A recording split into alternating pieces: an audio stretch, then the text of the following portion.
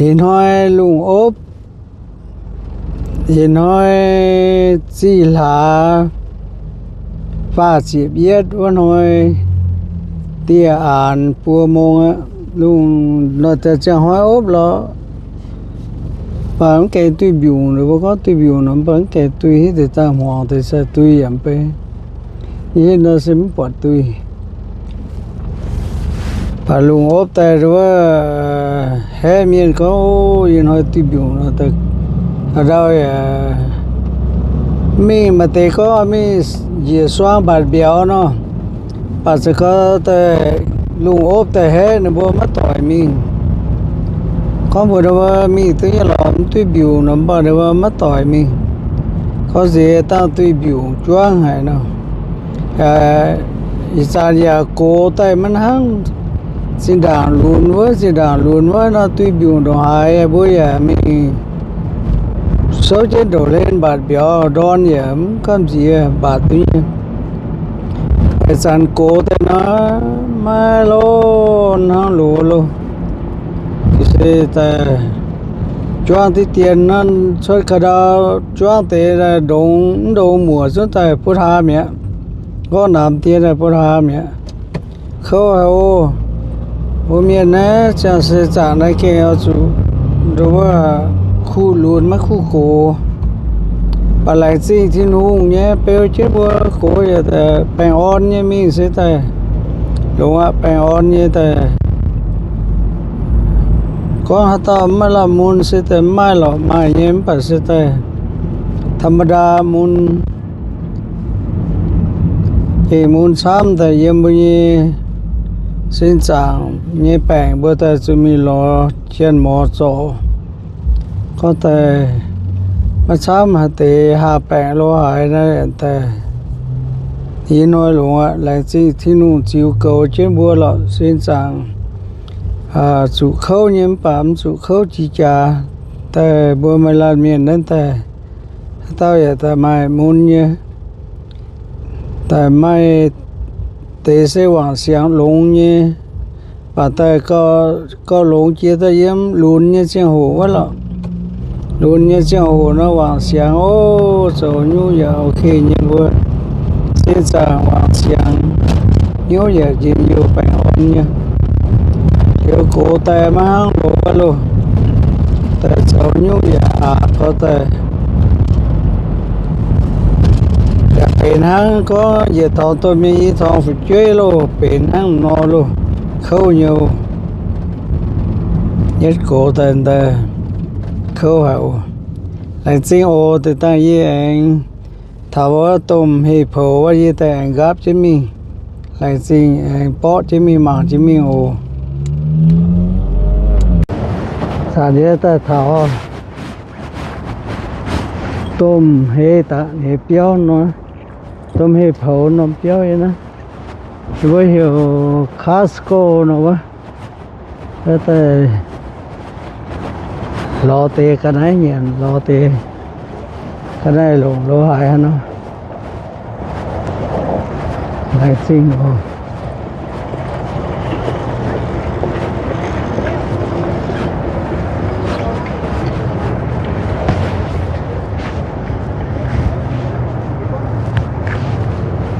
xin sắp cái phía mà trên anh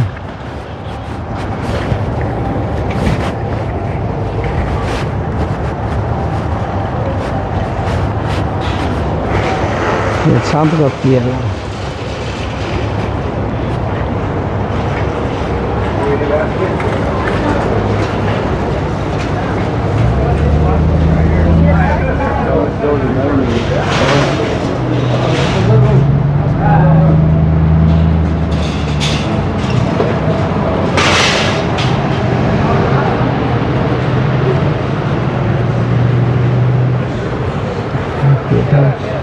ô tiền lắm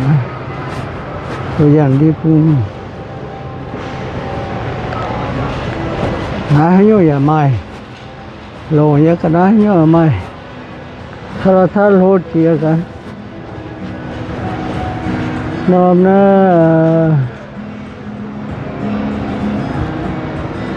เป็ดเฉียมโลเป็ดเฉียม New luôn.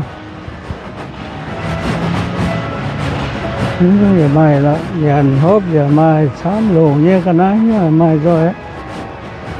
Mai nó rồi nó tệ. Rồi thế lắm. Nay là mai có sàn thế như là giờ lông nhé cái này lông nhé. Sàn em phải lông sàn thế. Hiệp hồ về khang mà về khang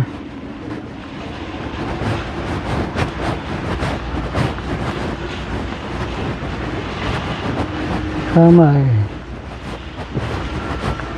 cái này lồng lỗ hại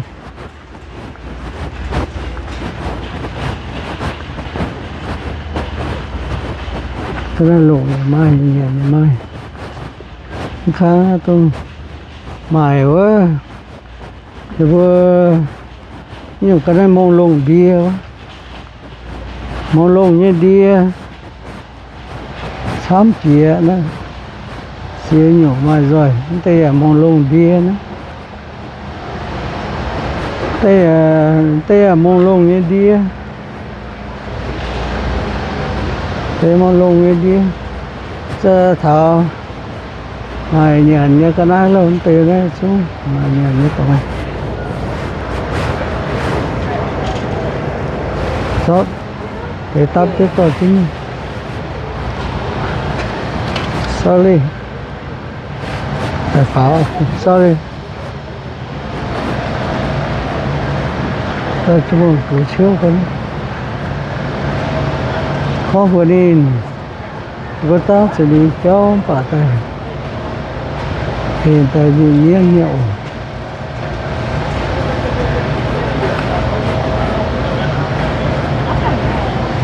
và tổ mới bị đố mũ đó bị đố thế quả bên thì quả tôm tón dưới là sáng kia là sáng từ họ đó ăn nguồn tiêu đó ăn nguồn tiêu sĩ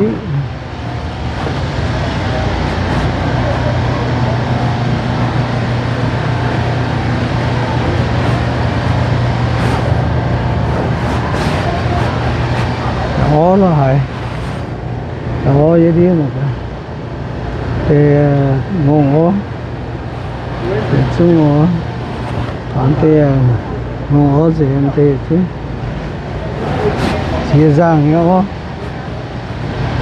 xìa giang xìa em phản thì tung quá thì nó cua giang quá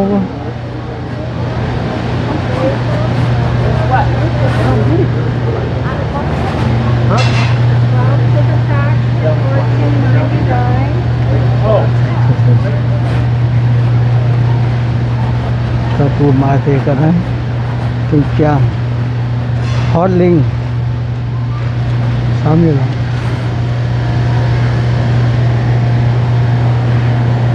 thế nhỉ không phải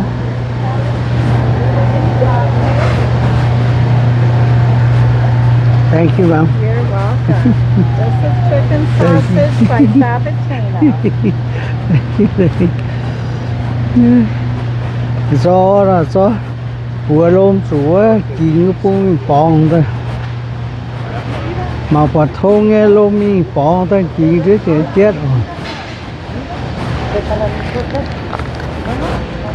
có trẻ trung trang nó cho đây khu nhá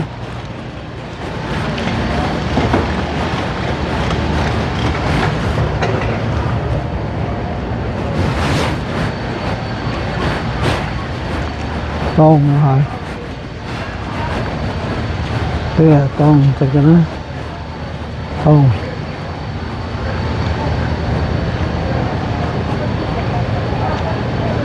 xuống con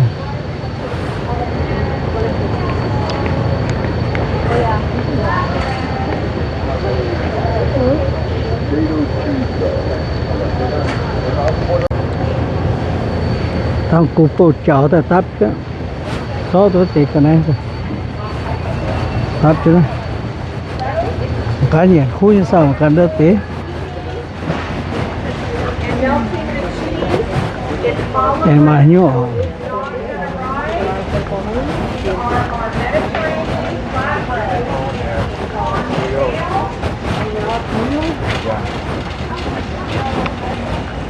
thế tôi sót đó buồn phụ như thế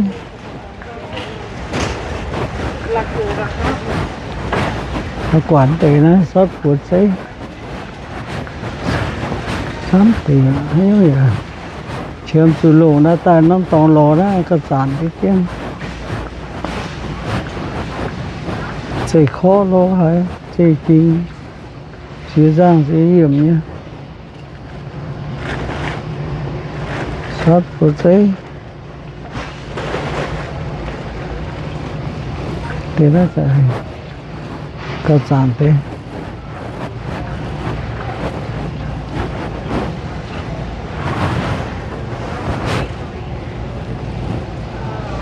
nhưng ở cái trái bao nhiêu những cái trái những cái sản thế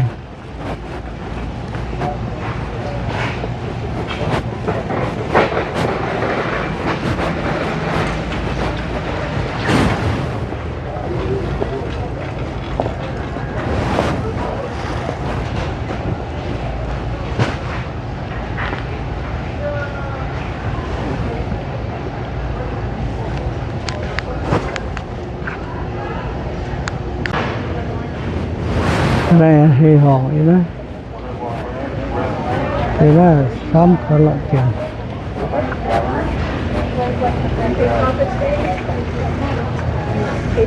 nhiều uống hơn The sugar comes from the fruit.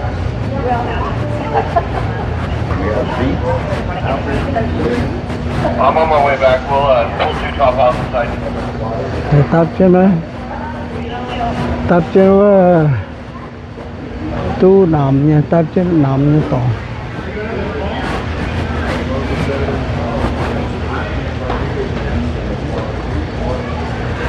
củ này sốt bacon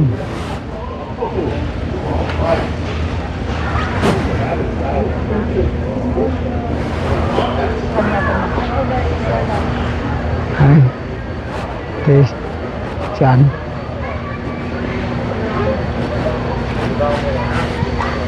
cái đó tôi uống nó hỏi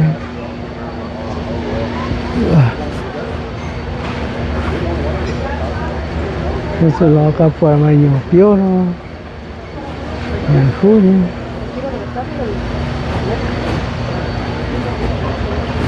không phải nè hết cả nó toàn cái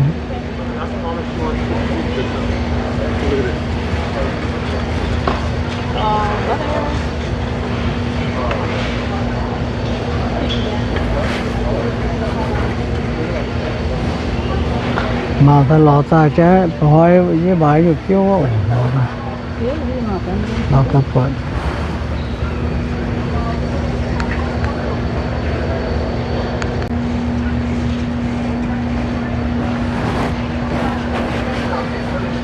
nhưng mà đấy rồi thì tụi họ Starbucks như cái đấy coffee nó phải rồi nó bật sàn tê rồi này bẩn đời chạy vô hộp chứ hộp tông đúng rồi nó hộp nhưng nó khu như hộp như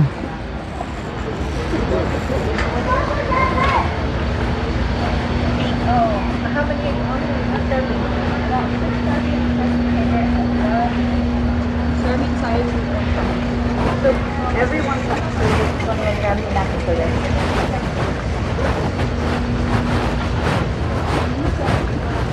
nó coffee này sốt tê với mình coffee cái gì đồn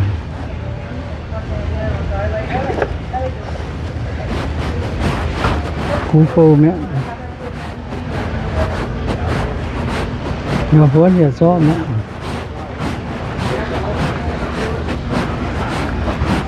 thế đấy chú nhỏ như cái đấy chú nhân hả không chú nhân hỏng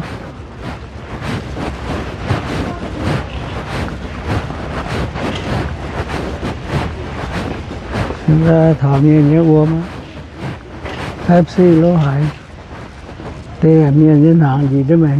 tê nhân hàng gì đó ấy tê miền hốp nhé cái này Pepsi lỗ hải hiếu thảo đi mà em phố mi thảo kia thảo mà chia ra chỉ điểm như phao thảo quải hàng cơ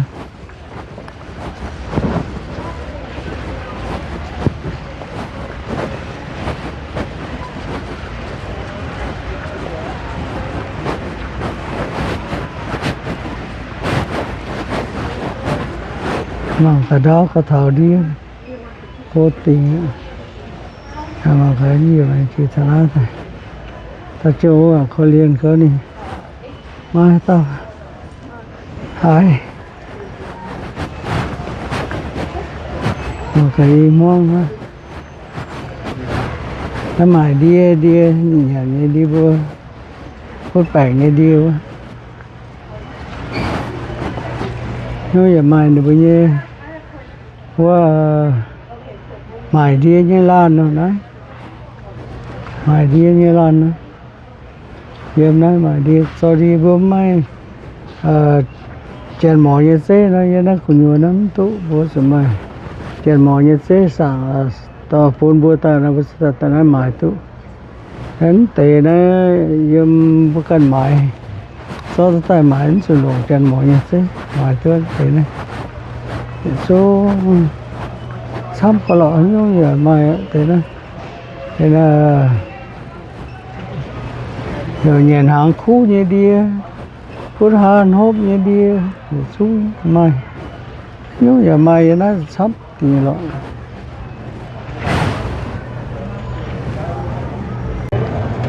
thế nó piang rồi tắt cho nó cũng như nằm như tổ nó mà piang nó còn này rồi đây giờ xuống đi gì nữa phải chia chán đó nhé phải chia cái này đi gì chia sống chia xong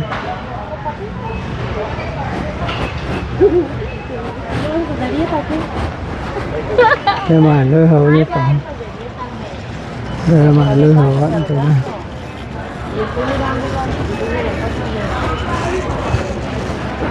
sản xuất như tôi sống thôi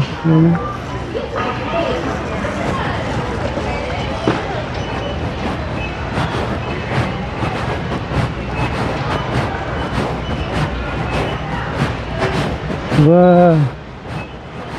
hồi đây là sàn những đại chạy giờ lụng nha cái mày nó bao nhiêu điện vậy đó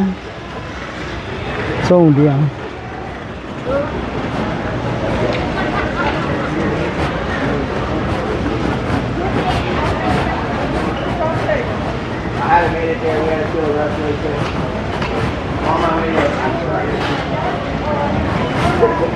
tham vô chả có rồi vừa xuất cho tổ nó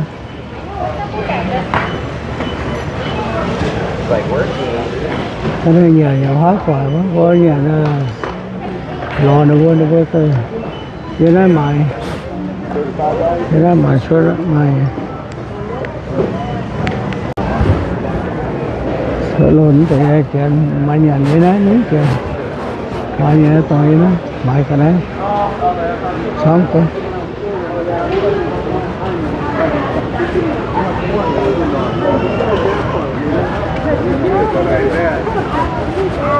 Good besides that, right?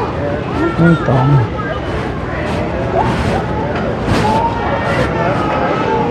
nhưng xong cái lại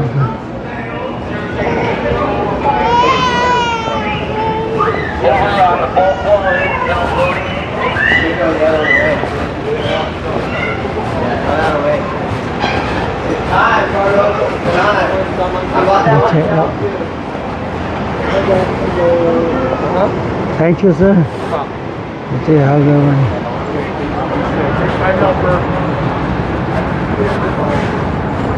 Solo mãi cái solo Thật thở Kinh xia như tỏ vô không Cô như Cầm cháu cho mày vô cho mày quả nó xia Xia phía Xia đáo phía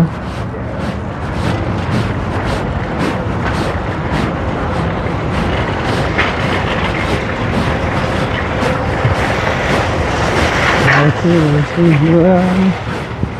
Thật sự cái tay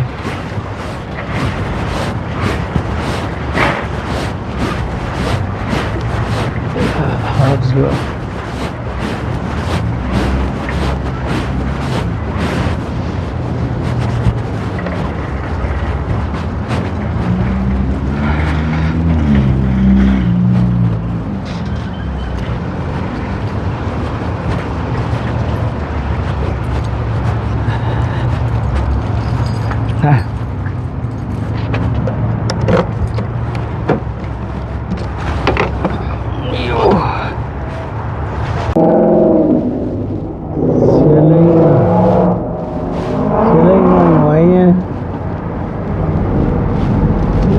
tôm xia đó xếp lò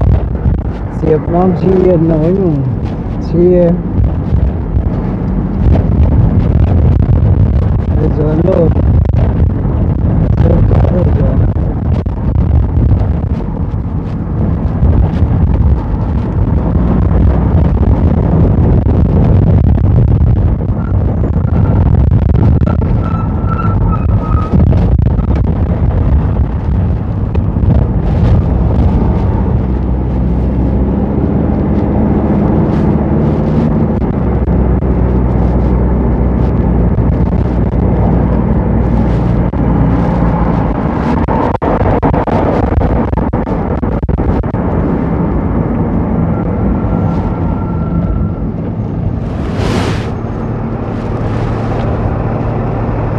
lá là buông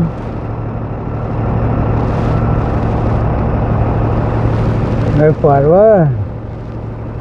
nhớ xuống xem cho tầm luật quá cùng cha pen cùng chiếc tàu nó vừa sụp xím cùng chiếc tàu vừa xím nó vừa tàu này bảo hát nó vừa số chiến tiền cái lòng dùng dập mà không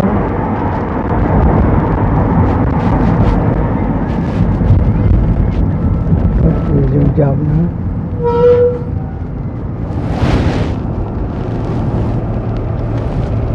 dạ